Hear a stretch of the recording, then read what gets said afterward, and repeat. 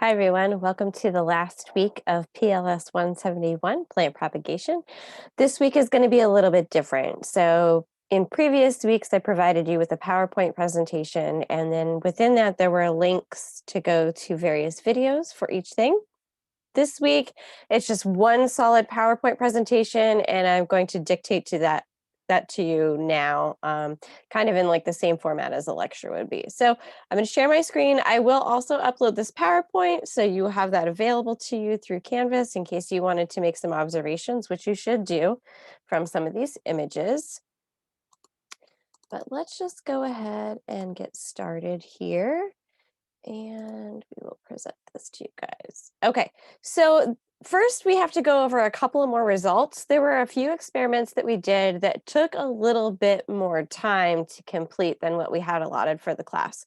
So I tried to get these all done so that you'd have everything last week, but there were just a few experiments that needed to run a little bit longer for the germination trials. The first is the Burbank stringless green beans. This was a sink versus float test.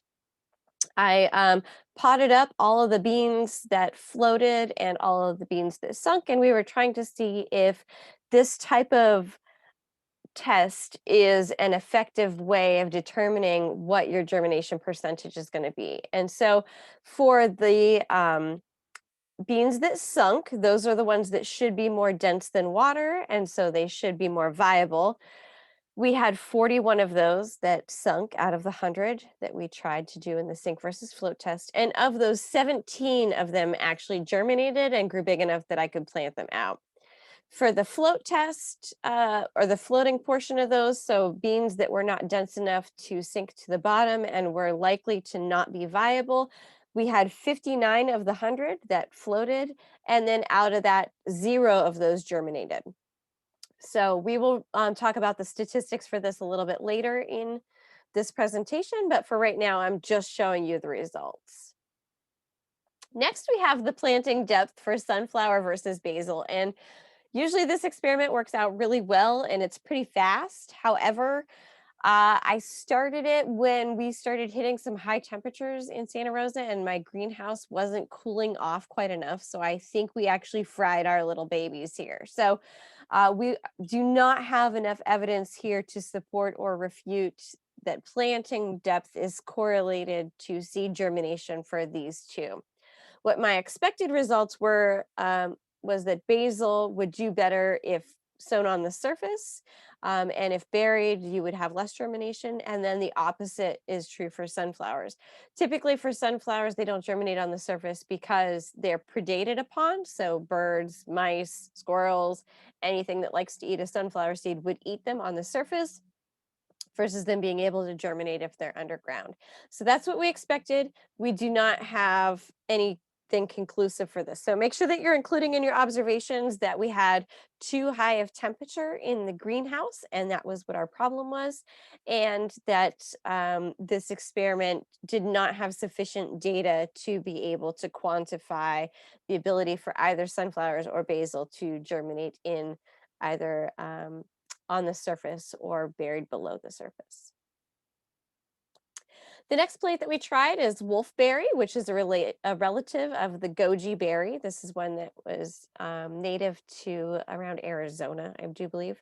We propagated this on the 30th of April. My observation date for this was the 22nd of May, and I've split these up into piles. So on the left-hand side here, these are ones that did not germinate, and it's really hard to see from these pictures. I actually used a magnifying glass to pull them apart. In some of them, they might have rotated a little bit, but here's this little white piece here. That's actually the radicle that's coming out of the base of the seed. This one you can see a little bit better maybe. And then in the distilled water, there was none that germinated. So out of the 500 parts per million gibberellic acid exposure for 24 hours, we had 6 out of 20 that germinated. And out of the 1,000 parts per million gibberellic acid, we had 12 out of 20 that germinated. With distilled water, it was unsuccessful at getting any of them to germinate. And then, like I said before, later on, we will go through and we will analyze the statistics on these. It does look like out of all of the groups, they all were able to imbibe a little bit of water, but maybe we just weren't able to break that dormancy barrier enough to make them germinate for ones in distilled water. Next, we had the Lady Lupins, which was a nick and soak versus soak. And in the nick and soak, 23 out of 25 germinated. I think these other two were pieces that maybe I clipped them a little bit too hard, and so they split instead of actually forming little radicals.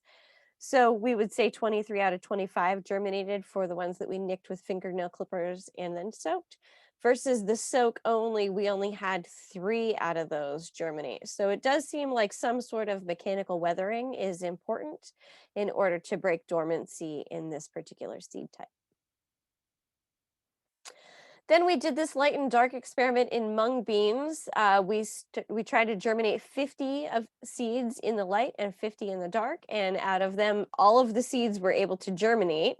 But then we went one step further. We wanted to see if there was a flavor difference associated with them, and so um, my roommates and I took one for the team, and we did a little bit of a blind experiment. The video didn't work out. There was some noise pollution in the background that was just, we couldn't quite recover from it. So instead, I'm just going to give you the numbers here. When we grew them in the light, 47 of them were bitter and only 3 were sweet. When we grew them in the dark, 15 of them were bitter and 35 of them were sweet.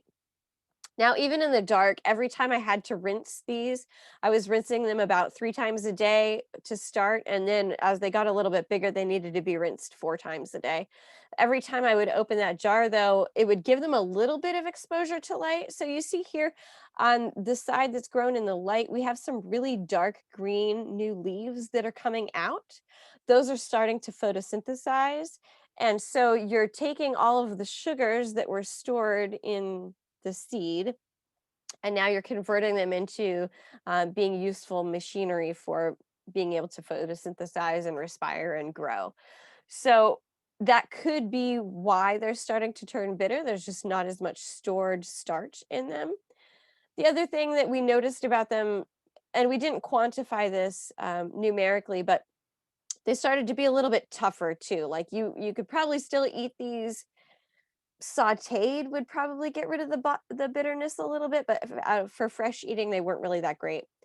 Then, when they were grown in the dark, they should still have a higher sugar concentration to them because they're not photosynthesizing yet, so they're not they're not converting their energy in that way. So they were sweeter in general, and they didn't taste as tough. But again, we'll run the statistics on that. And then make some observations about it too. Like we definitely see that it's a lot greener, so that indicates the presence of chlorophyll versus these yellowish etiolated shoots on the other side. Next, we had a chemical scarification of pepper seeds. For that, we used hot water, vinegar, and black tea. Vinegar and black tea are supposed to be an acidic treatment, and hot water is just supposed to be like a heat scarification. In general, we did see swelling of all of these seeds, so that indicates that they were all imbibing. But then we only saw radicals pushing for 4 out of the 24 seeds in hot water. And then it looked like our treatments were equal for the vinegar and the black tea, with both of them having about 10 out of 24 seeds germinated. This experiment ran from May 9th until May 22nd. And I would say that in general, the experience that I have with peppers is that they just take a little bit longer to germinate than most other plants. So I probably should have started this experiment a little bit earlier. And like I mentioned in the seed video, I typically start these all the way back in February for the peppers that I'm going to grow personally or the peppers that I'm going to offer for sale, so that they have a lot of time to germinate and then grow to be a saleable or marketable plant. So I would say that with more time, we would be able to see a more definitive result, and then maybe those numbers would even out as far as being more across the board the same. But this is what our snapshot in time is going to tell us, is that it looks like black tea and vinegar are equally good, and that the hot water treatment is not as good. So that was all that I had to update you on for results that we didn't get to last week. Now we are going to start going through our data analysis. So In our data analysis, you guys already have your data from before that are your actual numbers for your results. Then Tom went through and ran analyses on all these to determine if there was any significant difference between our treatments, and we have those numbers reported to you here. You will want to state these hypotheses and their result, the culmination of these results, as well as a concluding statement for your lab notebook. So I'm going to provide you with examples for how you can write your hypothesis statements. I'm going to show you where the numbers are for you to record alongside of those. And then we will also talk about how to write your concluding remarks for each plant. I do want to remind you that you should have observations written down for all of the plants for the images and the videos that were in Lab 8. You will be responsible for that material, and when you turn in your final lab notebook, it's just that we were only grading the data sheet from that. So you only had to give us the data sheet, but you still had to make observations for that week. All right, without further ado, then let's talk about our data analysis. So the first set that we did was really all 4 of these different plants, aloe, jade, rhododendron, and snake plant. We were trying to see if there's a difference between treating something with IBA and not treating something with IBA. The first one that we saw was aloe that had no results. We didn't get any rooting on there, so we can't tell if there is a difference between them. But there were some other hypotheses that we could test with this. So on this graph, we're showing you the number that rooted on our y-axis and the treatment type on the x-axis, either the control or IBA, and then you have your legend up here to tell you what the colors are. For these different hypotheses, rooting differed between species. We found that that result was true. There is a difference in rooting capacity between species. There is a difference between the control and the IBA, and the effect of IBA differs between species. Now, this is true, but it's only true at this significance level of 0.01, okay?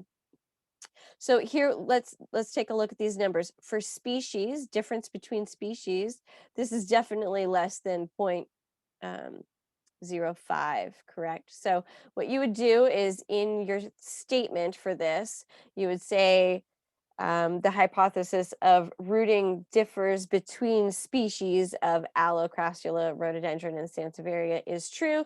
And then in parentheses, you put this p-value. So you put parentheses, p is equal to, or you could say is less than 0.05. And I think that would be fine since we don't have, it's much less than 0.05. So here's the second one for treatment only. Treatment only is significant, but it's at 0.037. So we're still like, it's getting there. And then by species and treatment, it's at 0.069. So if we're using a 0.05 for our threshold, it's not significant, but if we're using 0.01, it is significant. Now, the cost of being wrong is what you need to consider here. And so if the cost of being wrong is the difference between a life-saving treatment killing somebody or not, you want to make sure that that threshold is really high, right? You want to make sure that you're harming as few people as possible. But an experiment like this, you can use that little slush fund a little bit to your advantage. Now, if you're doing mass production on a commercial scale and that 0.01 is just you're saving too many plants or it's too costly, then use your 0.05 for the threshold. But in general, for what our purposes were, it would be okay for us to use that 0.01 threshold as long as we specified that it's true, but only significant at that 0.01 level. Okay, next was the daffodils. And remember, this is the experiment that I ran for an entire year. And out of the results, we had a difference between fresh and hardened bulbs. Last year, this was really significant because the hardened bulbs had a lot more that propagated, but this year the fresh bulbs kind of caught up a little bit. So if we're doing the hypothesis of the number of bulbils formed differs between hardened off and fresh bulbs, it's true, but it is only marginally significant here. Look at this. So again, we have this 0.043 level. make sure that you're reporting that p-value in there so that we can see that. Um, but in general, this is a true statement, although only marginally significant. So again, if it's a difference between throwing things out or not, maybe it's a timing issue. Maybe you didn't have time to harden off your bulbs. Well, I guess it's okay if you do fresh bulbs. You just might expect a little bit lower of a yield or product that you could market. Next is potatoes. Oops, there's supposed to be an E there. Sorry about that, guys.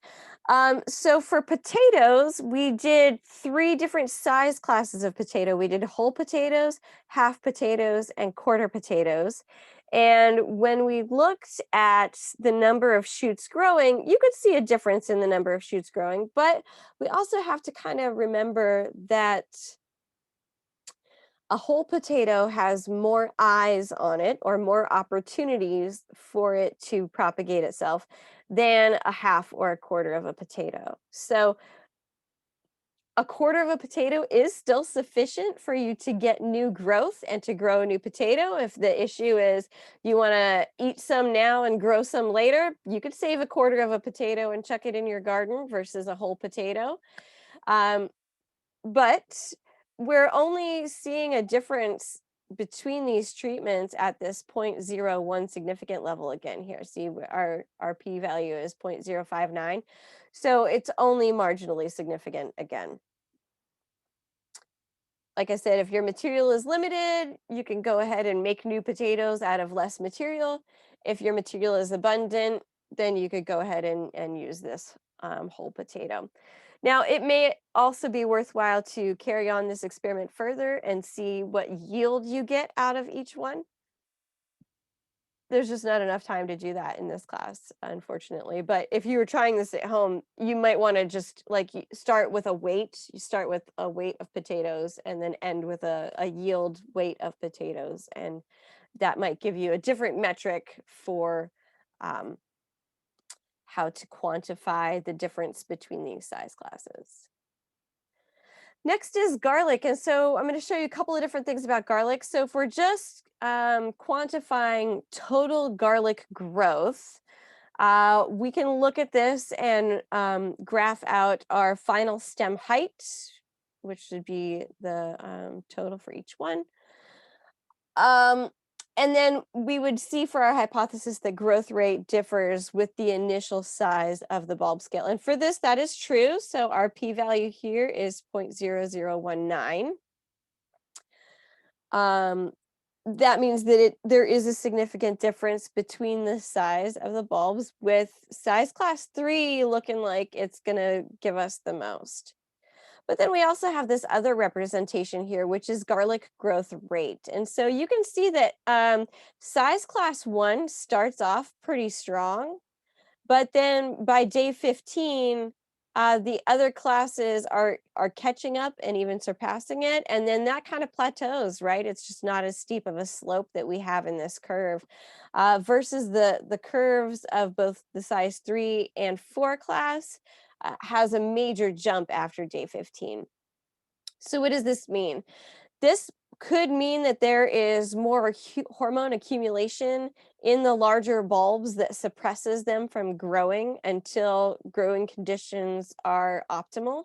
And so it could be that they just take a lot longer to get going. You've got to leach those hormones out to be able to take that jump in size. But we wouldn't really know that unless we quantified hormone concentration within those bulbs and did some other tests.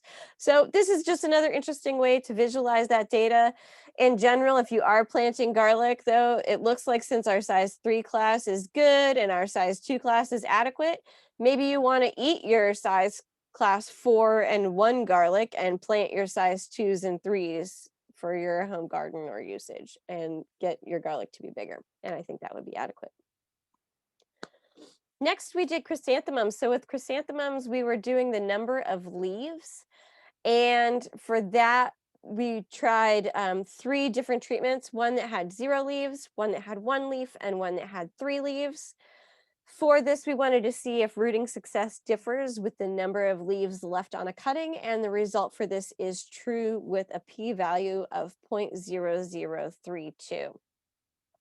It looks like the number of leaves, if you have 1 leaf or 3 leaves, they're pretty close to each other. 0 leaves definitely didn't help us out, though. It seems like we need to have some sort of photosynthetic capacity that's providing nutrients so that your plant can develop roots in chrysanthemum. Um, there are probably ways you could modify this experiment or change this experiment, and that would be what you would include in your concluding remarks.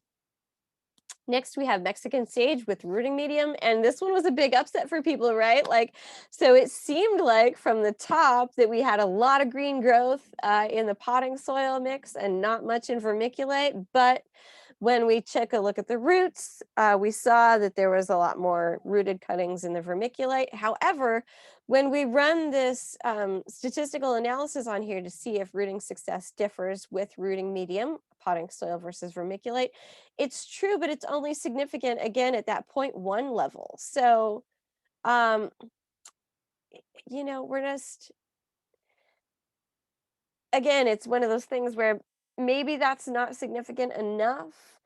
I would say that I would probably still err on the side of using just vermiculite whenever I'm trying to root these cuttings, and especially if you're trying to do anything that seems to be a more drought tolerant plant. I think that the drainage is really important to prevent rotting so that you get a good adapted propagulator. Okay, next we had our hydrangea cutting type with that location. We were doing terminal versus subterminal, and this one was a biggie, right? So we can see a huge difference in rooting success. Rooting success definitely differed between the cutting types, subterminal versus terminal. Our result is true. And here is our p-value. Look at that, way less than 0.05. So if you're doing hydrangea cuttings, you want first year growth, and the terminal cutting seems to be doing better. Again, you'd want to avoid flower buds on those though as well, because they do flower on the terminal growth. Okay, next we have these 3 hormone types, the Rose of Sharon and the plum, and we did Bon-Ton 2, which is a synthetic hormone, the Control, which was just water, and then Earth Juice, which was the organic hormone. And here we tested a couple of different hypotheses. The first was that rooting success differs between hormone type, and that was found to be true with okay, let's see, that's this treatment type here. So that's this 0.00, way less than 0.05. The treatment type is the rooting success differs between hormone type. Then with the rooting success differing between species, that's up here, that's false. It looks like it doesn't matter which species you're doing with this, they have a similar result. And then the effective hormone type depends on species. Here we do have that it's true, but it's very marginally significant. If our threshold is 0.05, we're at 0.049. So that's cutting a little close there, right? It would be interesting to try this with multiple species or other types of organic versus synthetic hormone.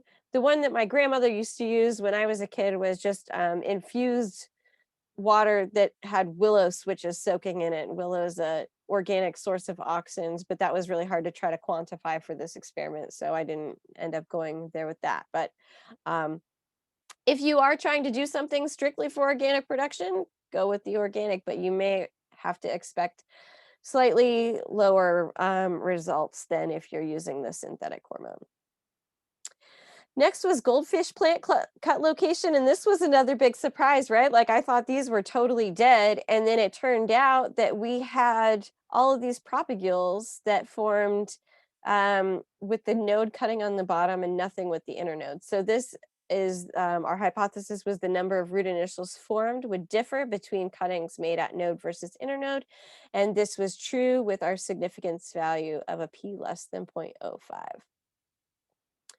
I'm not sure that these are going to be viable to continue growing because that top node was pretty much toast. So it's great that we can make roots, but if we can't also make shoots at the same time, what good are our roots, right? So it would be, I'll keep an eye on this and see where it goes from here, but I'm not really that hopeful that we'll end up with a whole bunch of goldfish plants out of it.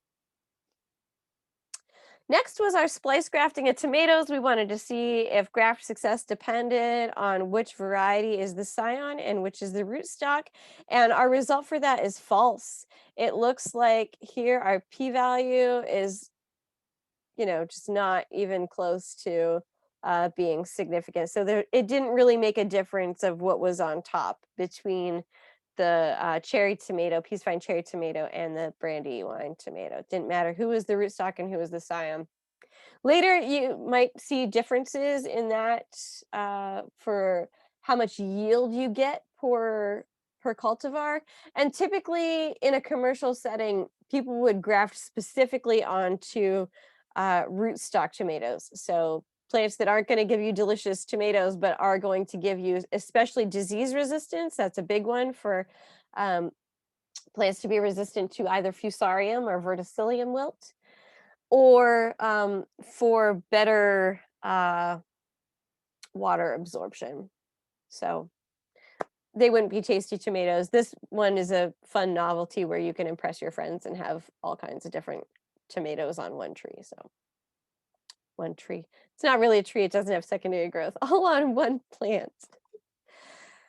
All right, so here is that float test that we did with the green beans. And it looks like our result here is true just because we did have more that germinated that sunk than germinated that floated. However, I don't know that I would still call this a good metric for success.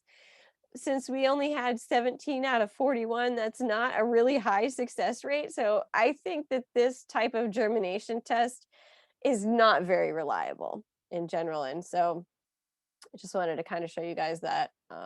It's interesting. Last year we had a completely different result. We had about the same number of beans that floated and sank germinated, but the beans were a year younger last year. This year they were more old and more dry and less properly stored. So the viability definitely decreases with time. Although you don't have to include that. That's totally different from what you're seeing here.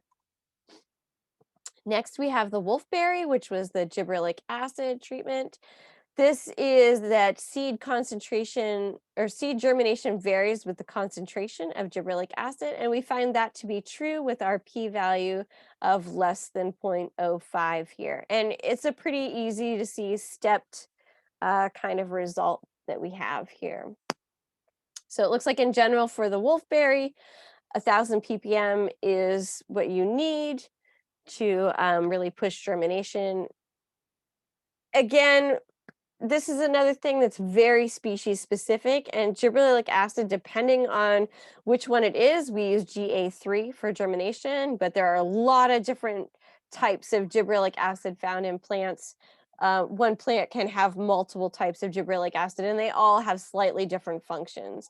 So even though it worked out well for this plant for us to do that, you would still kind of want to look up that information to see if it is going to have an effect, or just try it out on your own.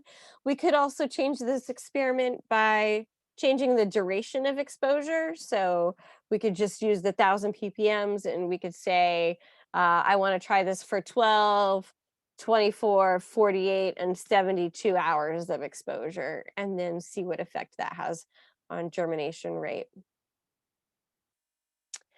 Next, we had this lady lupin with scarification, nicking versus soaking only. And again, this is another true result. So the hypothesis was that seed germination would differ between the nicked and soaked seeds. And this is also a true statement with a p-value of less than 0.05. It would be interesting now to see afterwards, I'll plant these out and see which ones become nice, big, viable plants.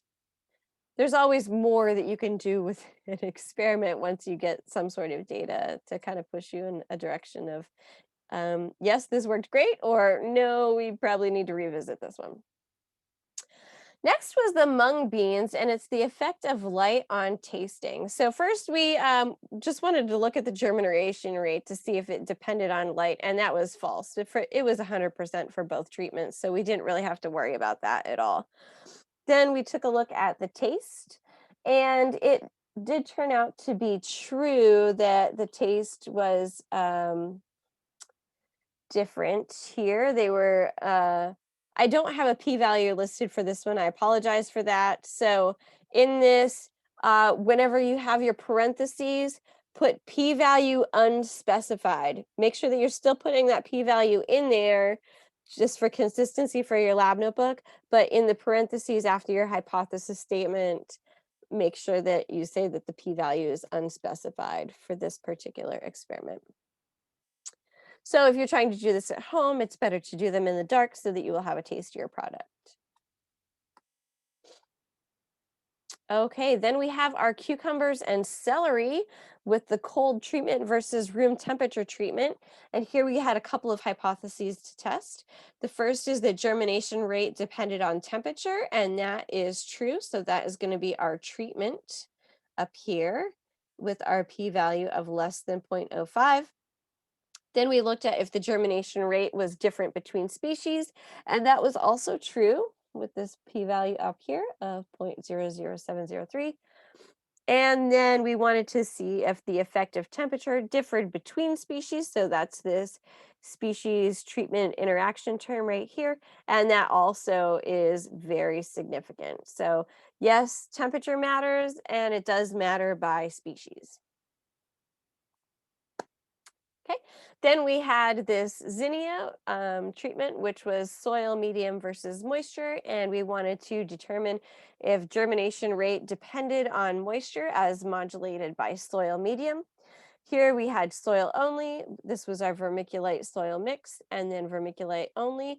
And that we determined to be false with our p-value being greater than 0.05. So the germination rate did not vary by soil moisture.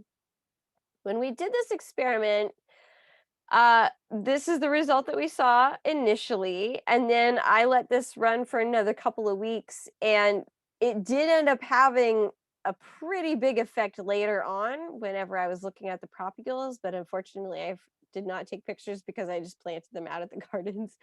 Um, so later on we would have been able to find more data.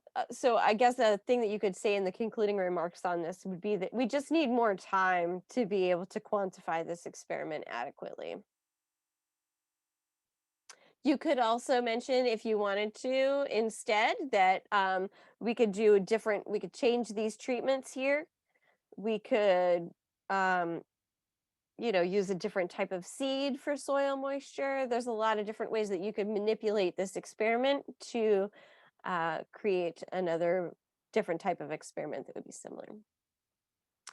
Then we had the peppers with our scarification treatment, and we wanted to see if seed germination varied with treatment, hot water, vinegar, or black tea. And here, it's true that it varies. Like we can see that it varies definitely between the black tea and vinegar and water.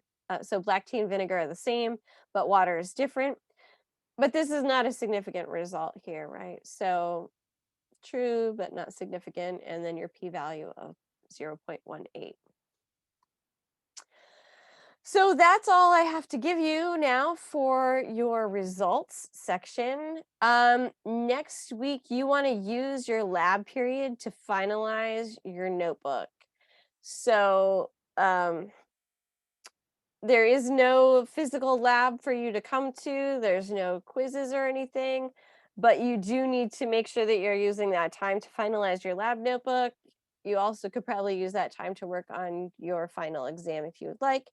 You're welcome to email me or come to my office hours if you have any questions. My office hours are on Mondays from 10 to 12 Pacific time. There's a couple of notes that I want to make about your lab notebooks. They're due at 11:59 p.m. on June 1st.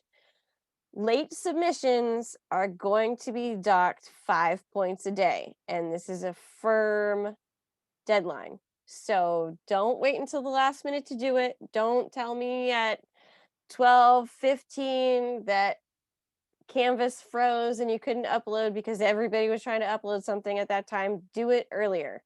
Get it in there earlier. All of your submissions are going to be graded, including previous work. So if you've been up on top of updating your submissions based on the feedback that Marshall's been providing you. He works very hard on that feedback. You weren't always docked points for those things, but you want to make sure that you're going through and you're really listening to that feedback and you're applying that feedback to your submissions.